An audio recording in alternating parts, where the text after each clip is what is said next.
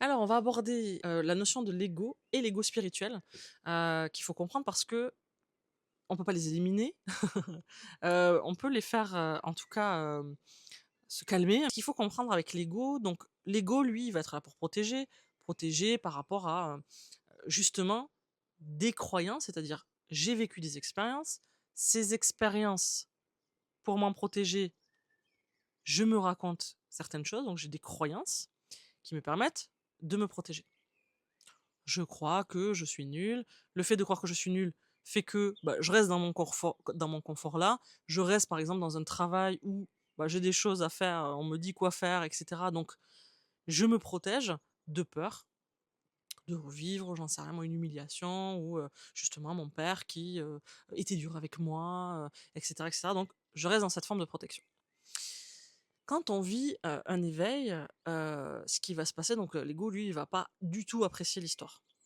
Ou alors, vraiment quand on vit une ouverture très puissante, on va pouvoir vivre, 2-3 mois tranquilles peut-être et puis ensuite il va y avoir la redescente, la rechute où alors là, l'ego il va remettre des couches pas possibles. Dans cette montée, alors justement dans cet éveil, on va reconnecter justement à quelque chose, à des parties de nous plutôt invisibles, à l'univers, à la vie, à l'âme, et cetera.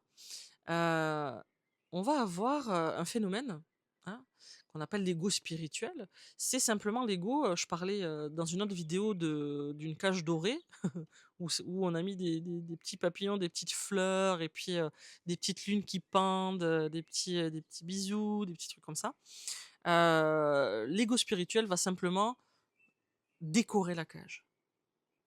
Celui-là, il est bien fourbe parce que, il va faire planer totalement les gens dans une espèce hem, de déconnexion de soi.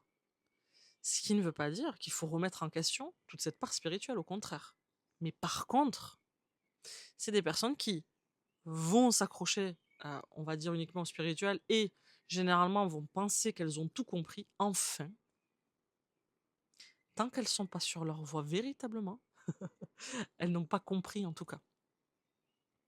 Et ça, c'est un piège en tout cas dans lequel on peut tomber, très facilement et qui est protecteur parce que, vu que j'ai compris que tout est amour et que, en réalité, c'est tout ce que je dois faire, c'est juste être en paix et être dans l'amour, heu, je vais bien m'éviter, tous les inconforts de me mettre en marche, de me montrer, d'apporter ma vérité, de transmettre ce qu'il y a au plus profond de mon cœur, de faire bouger les choses autour de moi et cetera. Pour ces êtres-là qui ont quelque chose à apporter, qui ont véritablement quelque chose à insuffler aujourd'hui sur terre,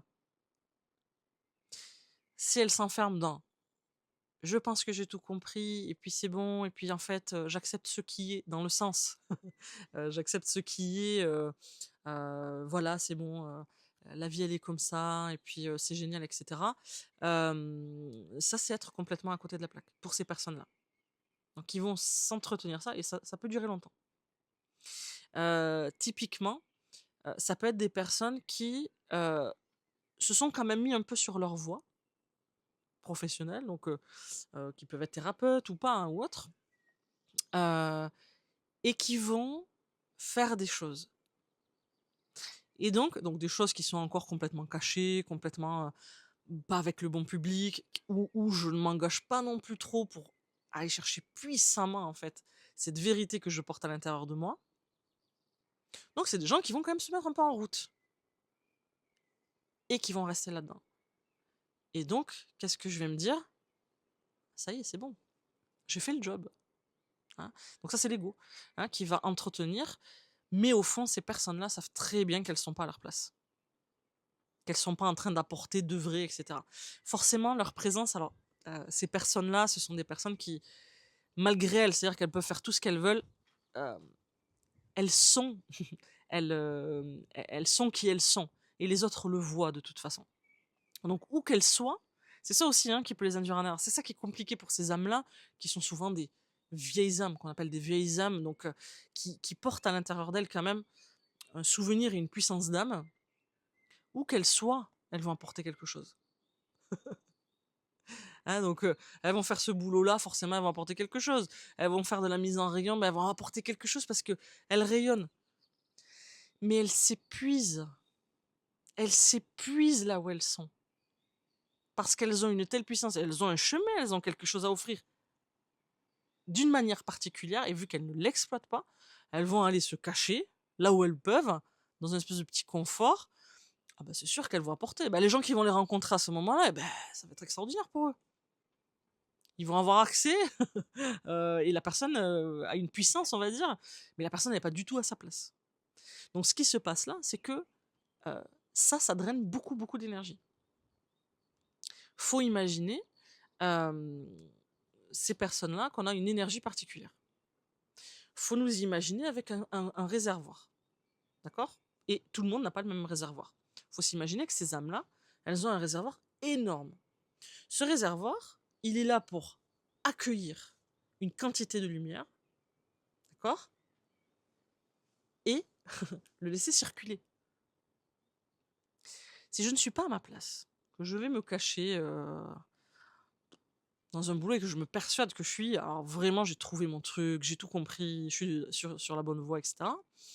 Euh, j'ai ce gros réservoir, mais la sortie, si je suis pas à la bonne place, elle va être minuscule. C'est épuisant de ne pas laisser traverser cette énergie-là. Parce que c'est engorgé, parce qu'il faut que je gère aussi après toute cette énergie-là, qui ne circule pas. Quand je suis à ma place, cette énergie, je la reçois puissamment, je la donne puissamment, et elle me revient puissamment. Donc c'est pas censé me vider, ou etc., etc. Donc aussi, des personnes qui se disent être à la bonne place, mais qui ont toujours de l'angoisse, des soucis avec l'alimentation, avec la drogue, avec l'alcool, avec les dépendances affectives, avec bon, tout ce genre de choses. Je me bourre de travail, etc., etc. Hein, ça aussi. Hein. Parce que j'ai besoin d'ouvrir les vannes. Donc, qu'est-ce qui va se passer? Ça va créer une frustration et je vais avoir besoin de remplir, d'occuper tout ce vide-là. Mais c'est plus du vide de je suis blessé parce que maman m'a pas aimé. Parce que ça, vous avez déjà travaillé dessus. C'est ce truc-là qui doit circuler, cette vie-là, qui doit circuler avec un flux important, ben je le reçois pas. Mon âme, elle en peut plus, elle est complètement desséchée. Donc je vais me nourrir de plein de trucs. Et puis je peux me nourrir aussi beaucoup de développement personnel, je peux me nourrir aussi beaucoup de thérapie, je peux me nourrir beaucoup aussi de tout un tas de choses. Quand on utilise cette énergie-là, qu'on la laisse traverser, qu'on l'utilise à la bonne place avec les bonnes personnes, forcément, je n'ai plus besoin de venir remplir d'autres choses. Et donc, on revient à ce qu'on a dit au départ, donc dans cette bascule-là, de l'extérieur. Hein, mais plutôt vraiment de ce qui me traverse à l'intérieur. Il y a beaucoup de personnes, moi, qui viennent après ce cheminement-là et qui ont encore des addictions, encore à s'accrocher à des relations, etc., etc. Mais c'est normal. Elles ne veulent pas basculer pour aller utiliser cette énergie-là. Après tout le travail qu'elles ont fait sur elles. Comment tu es utile maintenant? Comment tu te mets au service? Tu te sens pas utile dans ta vie, tu sais, as travaillé sur toi, t'as enlevé tout ça, mais tu as ce feu à l'intérieur qui ne demande qu'à vivre. Tu l'utilises pas? On va pas aller reparler encore de tes relations passées. C'est pas ça le problème. C'est plus ça le problème. D'accord? Il peut y avoir une marque encore. Mais quand on n'utilise pas cette énergie-là, t'as une Lamborghini, t'as un moteur de Lamborghini, toi tu décides, tu dis non, je vais utiliser la 4L à côté. Le moteur de la 4L. Mais la voiture, elle en peut plus, elle va te bousiller c'est plus possible. Donc avec ta Lamborghini, tu vas rouler pas trop vite parce que sinon tu vas cramer le moteur. Donc c'est exactement pareil. Donc qu'est-ce que tu vas faire dans ta Lamborghini? Mais tu vas être frustré. la voiture, elle est magnifique, tu vas pouvoir, tu sais que si tu appuies, ça va partir et que toi, tu as envie de vivre ce truc-là parce que c'est comme ça. On t'a offert une Lamborghini.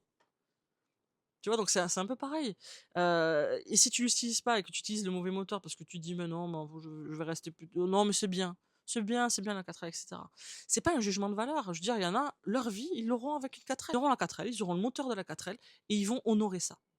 Toi, si tu as ta Lamborghini et que tu ne veux pas honorer, en fait, ce véhicule-là et cette puissance et cetera, c'est frustrant. Pour une énergie, une âme, en fait, qui est venue vivre quelque chose quand elle n'est pas exploitée. À un moment donné, ça crée de la souffrance. Et donc, ça crée aussi de la souffrance dans le corps. On reprend juste l'image de la voiture, c'est exactement pareil. Parfois, on est juste là. C'est-à-dire qu'on est dans le bon milieu. On est par exemple dans le milieu de l'accompagnement, de la thérapie. Et on sait qu'on est au bon endroit. Mais on ne fait pas les bonnes choses encore. On est à côté. C'est pas parce qu'on a écrit un livre. C'est pas parce on a fait un oracle. C'est pas parce que on a des patients qu'on est au bon endroit. Ça aussi, vraiment, mettez-vous-le en tête. On voit des personnes qui, elles sont pas à leur place. Elles peuvent marcher, hein, elles peuvent fonctionner. Ce n'est pas un indicateur que tu es à la bonne place. Moi, demain, je peux te parler d'autres choses, je peux faire des formations sur tout et n'importe quoi. Je ne serai pas au bon endroit. Et je vais mourir de l'intérieur. Hein. Donc, si je prends cet exemple-là, demain, tu me dis de faire une vidéo, des vidéos sur de la communication, la vidéo sur de l'entraide dans une équipe et de la cohésion de groupe, mais je te le fais. Je peux te monter un programme, il va être excellent. Parce que c'est mon truc. C'est mon truc. La formation, la compréhension, l'analyse, etc. Mais ce n'est pas là où je dois agir. Et je le sais profondément. Parce que je ne vais pas utiliser mon énergie et surtout, je ne vais pas utiliser mon âme. Et donc, je vais pouvoir faire toutes les thérapies du monde pour travailler sur moi. Ça peut durer une vie entière. Tu vas pouvoir travailler sur toi. Il y a toujours des trucs à travailler. Donc, on verra après comment on peut aussi continuer à travailler sur soi, être conscient de soi, mais en utilisant la Lamborghini. C'est pas parce que je vais utiliser et me mettre en marche que ça y est, tout est fini non plus. Mais par contre, je vais prendre aussi du plaisir. Hein, je vais sortir de ce truc-là où il faut travailler dur, etc., etc. Parce que quand on s'aligne sur sa voie professionnelle, ou en tout cas sur sa voie profondément, la voie de son cœur, on va aligner aussi un style de vie, un rapport à soi.